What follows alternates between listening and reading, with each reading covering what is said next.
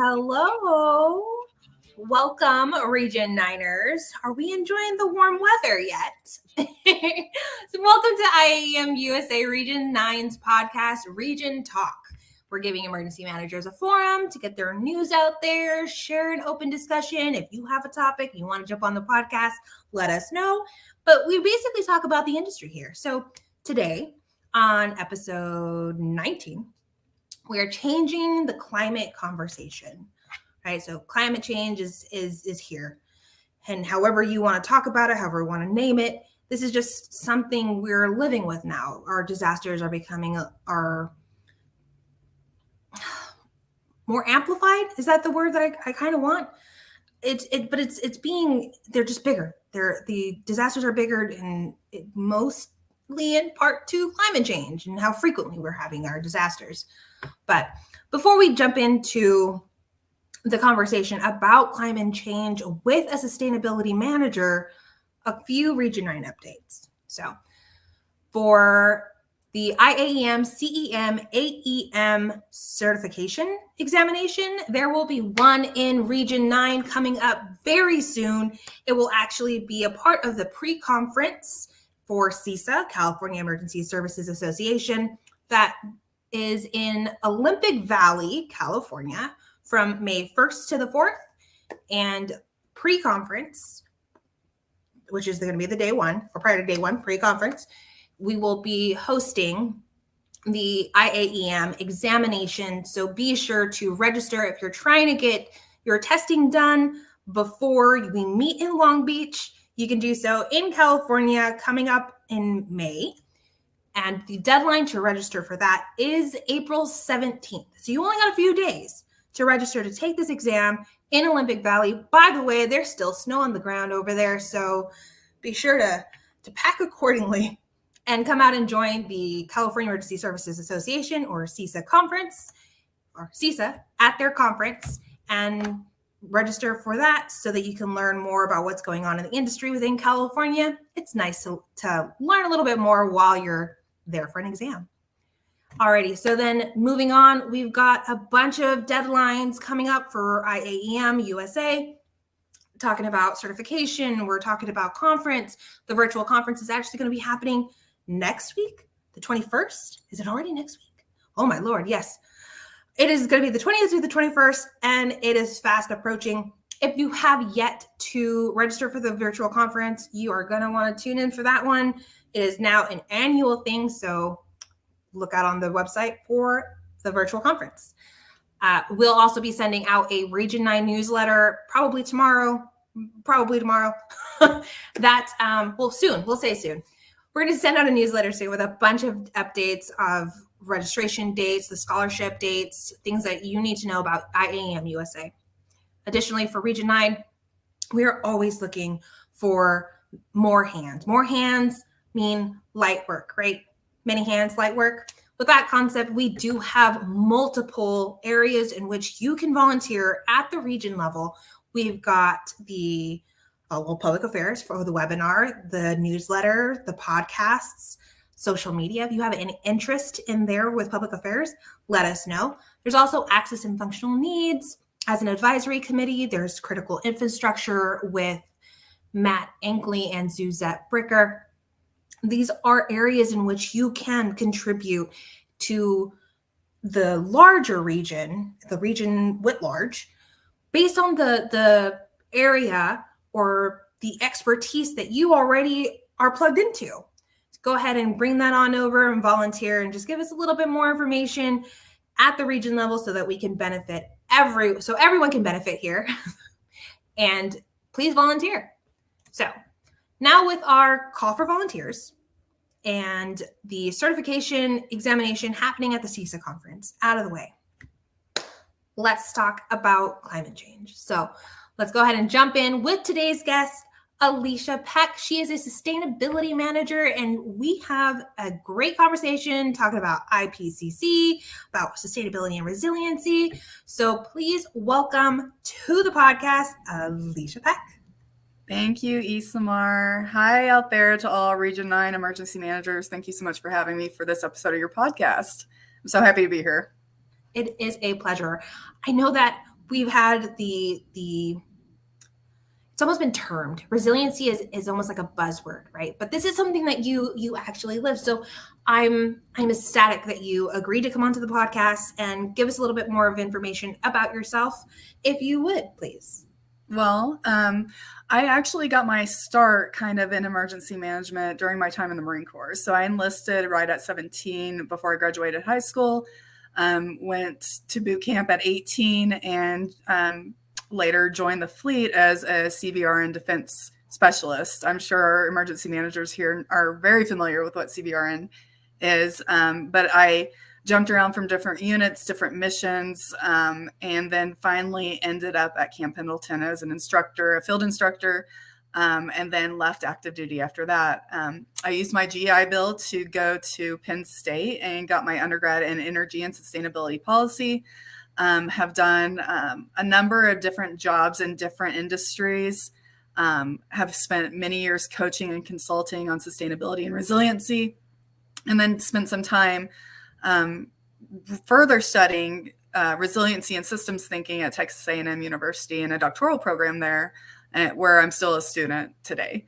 So pretty broad, unique, interesting background. There's more information about that online. But yeah, it's really given me some really great perspectives on sustainability, resiliency, emergency management, how they all tie together. And actually, you, Isamar, are the one that inspired me to start looking into this more deeply and talking to people more about it. So thank you so much for that inspiration. Of course.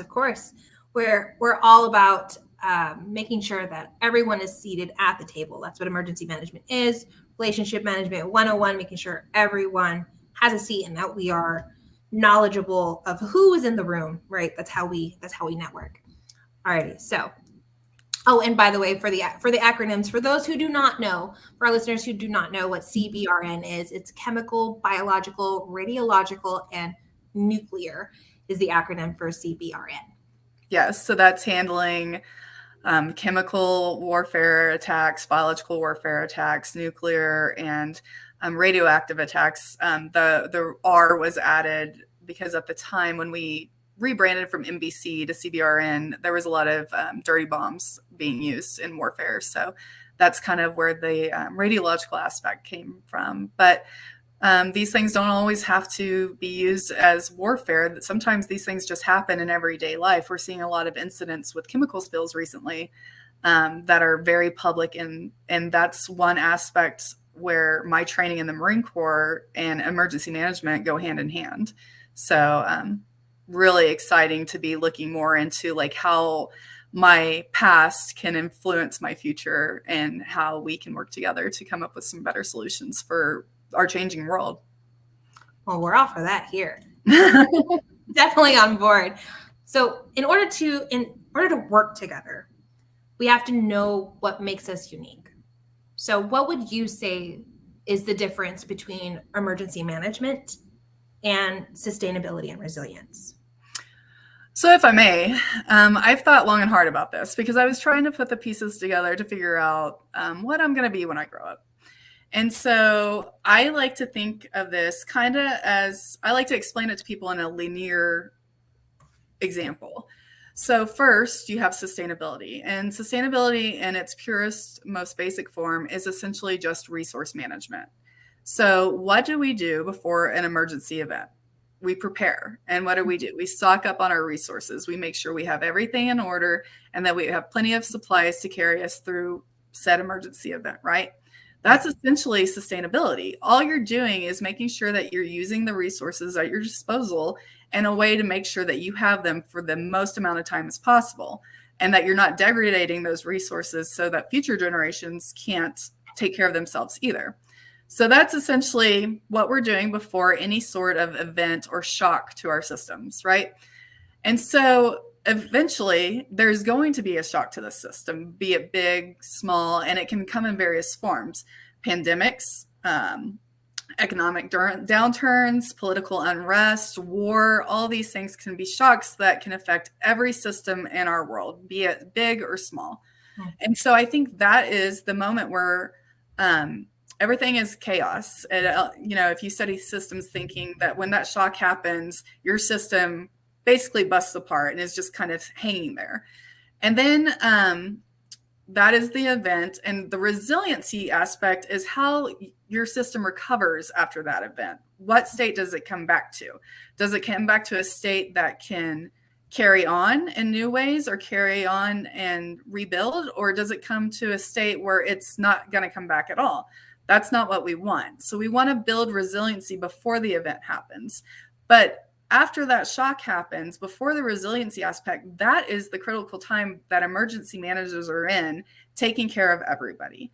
They are the ones that are coming into a population that has just been affected by something and probably doesn't have their wits about them. And so that's why it's so critical that we support our emergency managers in those very difficult situations by working on sustainability and resiliency. That's going to make the emergency manager's job easier, and it's going to improve the quality of life for those people that they're trying to serve. You really did think on that one, didn't you? And it was so well spoken. That thank you so much for making that distinguishable line, right? Like, this is what you do, and this is what we as emergency managers here on this podcast, we understand what our realm of scope is, and it's great to hear the other side of sustainability and resilience. So with sustainability and resilience or resiliency, you have reports, you have things of that nature that come out that are provided like guidances. And I know that we were talking a little bit before the start of the podcast, and you had mentioned an IPCC report. IPCC. It stands for the Intergovernmental Panel on Climate Change. So this is a panel that is convened by multiple governments, and it is the most comprehensive group of scientists that come together and they work on these reports for us on a regular basis. And so the latest one that just came out is a pretty big deal. But one thing I wanted to highlight, and the reason I bring it up here on this podcast, is it's not just for sustainability professionals or resiliency professionals or climate change specialists or anything like this. This is a report for everyone. And if you look at the synthesis of this report, what it's telling us is can be viewed as grim, but it's dire. And it's also very important that we get this report in the hands of our policymakers, our assistance organizations, and our emergency managers. Because whether you believe in the anthropogenic climate change or not, it doesn't matter anymore. The effects of what's happening, whoever caused it, whoever's responsible, they're happening now. This is no longer a far off thing that's happening in other countries that we don't feel anymore. We're feeling the effects of these extreme weather events and the other shocks that come with it right now in our own country.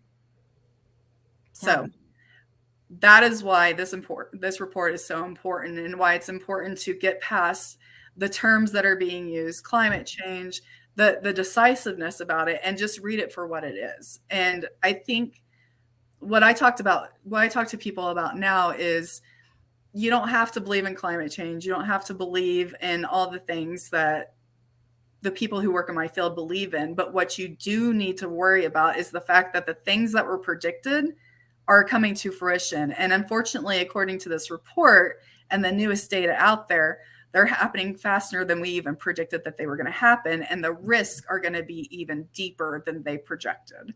So it's essential now for us for the sustainability professionals to try their hardest to help limit the global warming, because the more that we limit it, the greater chance we have at lessening the risk. But we will never be able to eliminate all the risk. It's here already.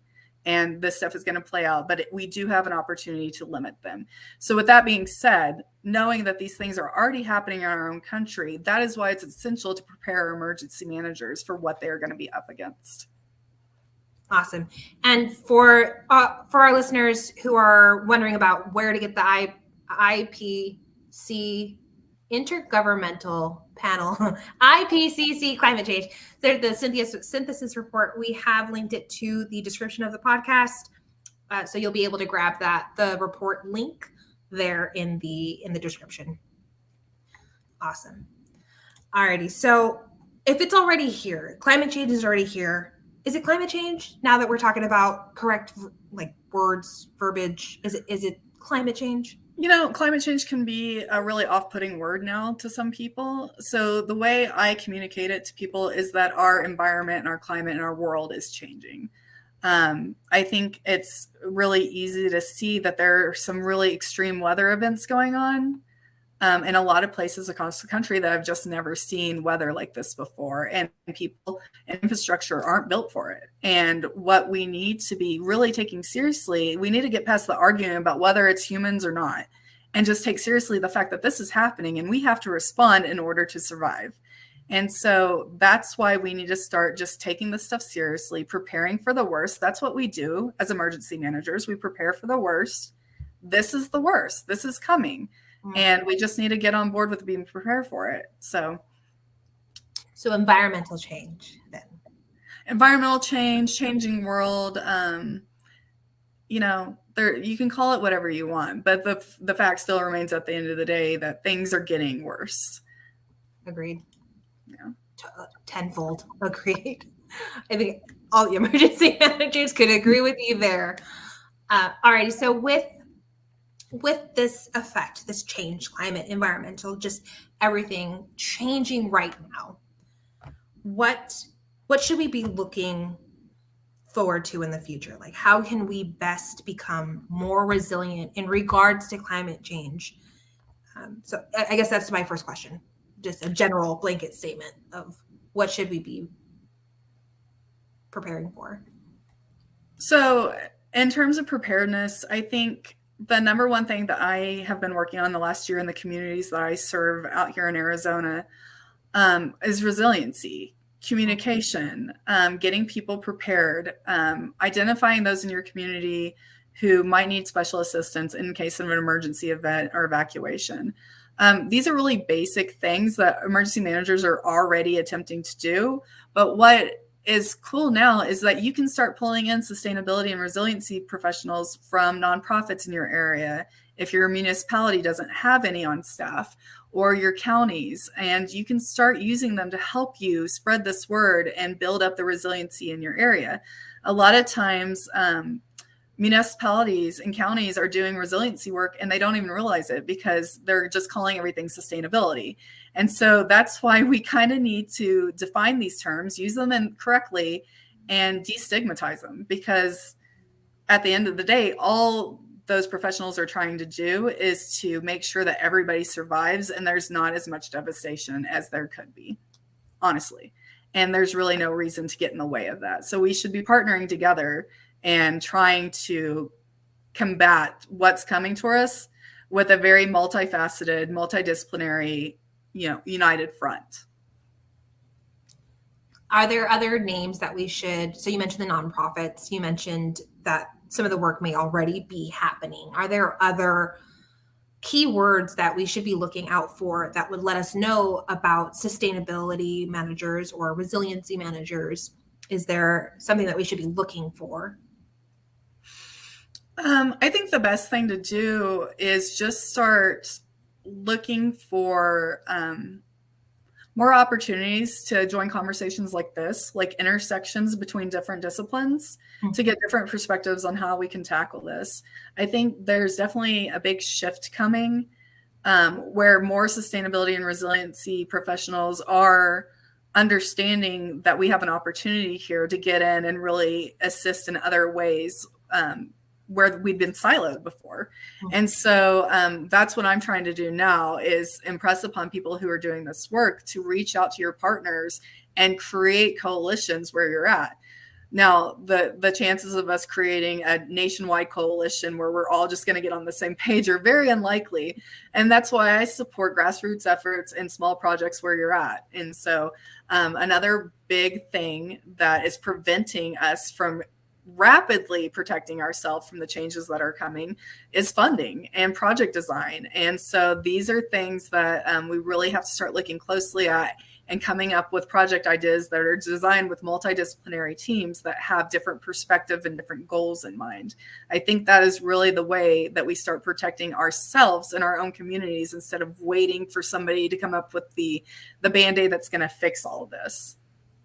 I think that would be great, because if you, as sustainability, right, if you know of your own funding sources and we know of our own funding sources, we can actually work together to get some projects going. The recent infrastructure bill has a lot of funding, especially for rural communities who are usually left out in the last ones to get funding for any sort of projects like this, adaptation or mitigation projects. So we are working really hard right now to dissect that bill and understand all the different funding options and get that information out to the people who need it. So like the municipalities, the counties, the nonprofits, the economic development centers, all these people, we're just trying to get as much word out now, because right now we have a really big opportunity to make some really big strides. But we have to be smart about it. And we got to take the opportunity we were given, and we got to prove that we know what we need to do. And so I'm feeling very hopeful right now that with all these different backgrounds and perspectives working together, we're going to come up with some really great things. And even though the report may seem grim, I'm feeling very optimistic right now. Fantastic. Yeah. And let us know any other information about this infrastructure bill, because I had not heard about it. And that's just because I'm usually not into legislation, but I know others are. And if this is something that you can provide more information, we will gladly share with our listeners and share it on our newsletter for the region. Perfect. Yeah. Awesome. Any way that we can coordinate, let's do it. Oh, I love to collaborate. I really do. Alrighty. So I asked the kind of the broad question, right? So what should we be preparing for? You had referenced the all out report, as well as resilience, being more resilient and making those partnerships. So a little bit more specific to Region 9. So that it would be California, Hawaii, Arizona, Nevada, our Pacific Islands, our trust. What should our region be concentrated on? Well, I really think for Region 9, and I've spent substantial time in California, a little bit of time in Arizona now. I've visited the Big Island of Hawaii, and everywhere I go, I learn something new. So what I would say, just from my experience alone, is that anything having to do with water is going to be a big issue in this area. I know that I learned a few years ago during a trip to the Big Island of Hawaii that they have no wells for water. Everything is from capture. So they have a finite resource for water, and a very delicate system, I would say, when you have to depend on the rainfall for your potable water sources. In Arizona, our area just got out of a very long, significant drought. And I know California suffers from drought conditions very seriously. But I think one thing that nobody could have predicted was the amount of rainfall and snowfall that our area has recently gotten. And to some, that looks like, oh, we don't have to worry about water anymore. But I encourage us all to be very cautious about that. So what we could be seeing in terms of emergency management, in terms of climate change, we're seeing more increased rainfall events. So this is short bursts of lots of water. And so what that does is flooding, erosion, degradation of water resources. And that's just bad, because who are they going to call when things go bad? If there's no more potable water, if there's a flood event, they're calling the emergency managers to help take care of things. So even recently in my area here in Arizona, there was suspected contamination of a water resource just north of where I live. And they called the emergency management team from the county out. And so I think emergency managers should be prepared to be called out for things that they're not familiar with, scientific things that they haven't necessarily studied, excuse me, but that they might want to start looking into so that they can be better prepared for these kind of scenarios. Well, thanks. Definitely the perspective on Region 9 for our Region 9 listeners. So thanks for diving into that one. Mm-hmm. All right, as we're coming up to our close, do you have any takeaways for our listeners that you would like to leave them with? I hope that the listeners of this episode walk away with a resource that they now know that they can tap into. Sustainability personnel are not scary, crazy tree huggers. We actually have a lot of rational thinking, logical thinking, and we really love to collaborate and work through things with people. We just need to get past the age-old argument of whose fault is it. Doesn't matter anymore. It's happening. So let us work together and come up with great solutions together, and all be heroes together. So I'd love to leave your listeners with a message of hope. We know it's getting bad out there. We know it's getting harder, and we appreciate you guys, and we want to make things as best as we can for you guys, because we're always going to need you.